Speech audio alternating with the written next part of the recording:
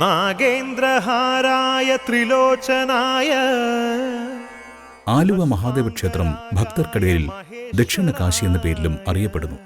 പ്രഭാതത്തിന്റെ ആദ്യ കിരണങ്ങൾ പെരിയാറിന്റെ തിരമാലകളെ തഴുകുമ്പോൾ ആലുവ മണപ്പുറത്ത് ഭക്തിയുടെ അപൂർവ അനുഭവമാണ് ഉണരുന്നത്. നമഃ ശിവായ.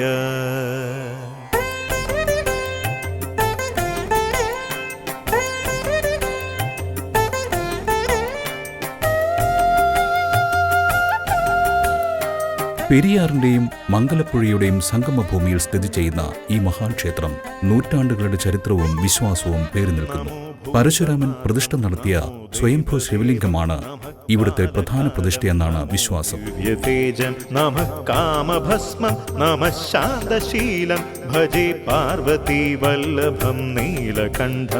ഈ ക്ഷേത്രത്തിന്റെ ഏറ്റവും വലിയ പ്രത്യേകത ശിവലിംഗം സാധാരണ ക്ഷേത്രങ്ങളിലേതുപോലെ ശ്രീകോവിലിനുള്ളിൽ പ്രതിഷ്ഠിച്ചിട്ടില്ല എന്നതാണ്. പെരിയാറിന്റെ മണൽപ്പുറത്തു നിന്ന് സ്വയം ഉദിച്ചു വന്ന ശിവലിംഗമായാണ് ഭക്തർ ഇതിനെ കാണുന്നത്.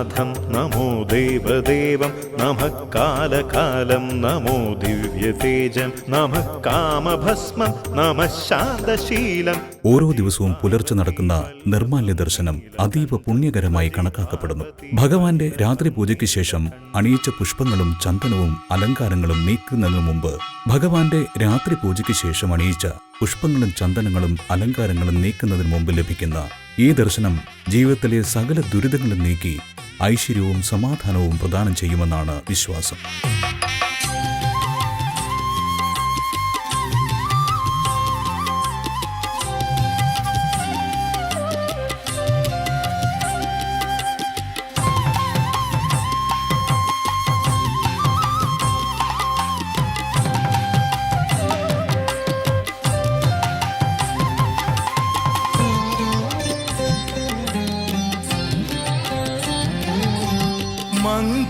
മംഗളരൂപനെ തിങ്കൾ കലാധര ഇന്ദുമുഖേശ്വര കൈതൊഴുന്നേ. ആലുവ മഹാദേവ ക്ഷേത്രം ലോക പ്രശസ്തമാകുന്നത് മഹാശിവരാത്രി മഹോത്സവത്തിലൂടെയാണ്. പെരിയാറിന്റെ തീരത്ത് തെളിയുന്ന ആയിരക്കണക്കിന് ദീപങ്ങളും മുഴങ്ങുന്ന ഓം നമഃശിവായ നാമജപവും ഭക്തിസാന്ദ്രമായ അന്തരീക്ഷം സൃഷ്ടിക്കുന്നു. ശിവഭക്തരുടെ ആത്മീയ അനുഭവങ്ങളുടെ കേന്ദ്രമായി ഇന്നും ഈ ക്ഷേത്രം നിലകൊള്ളുന്നു. കൈവിടല്ലേ, പൊട്ടിക്കരഞ്ഞു ഞാൻ നിന്നിലണയുമ്പോൾ മുട്ടോട്ടു ശങ്കര നീ കൈവിടല്ലേ.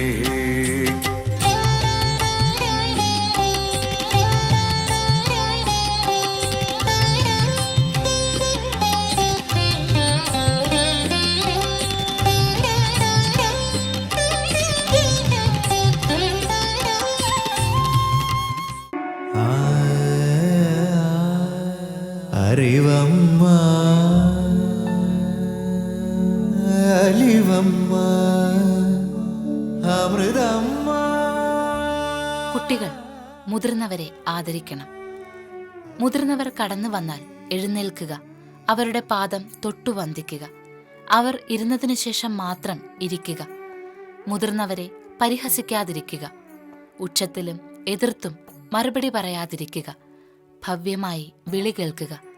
അവർ പറയുന്നതനുസരിക്കുക. അമ്മയുടെ ഈ ഉപദേശത്തിലൂടെ നല്ല മക്കളായി വളരുവാൻ നമുക്കാകട്ടെ.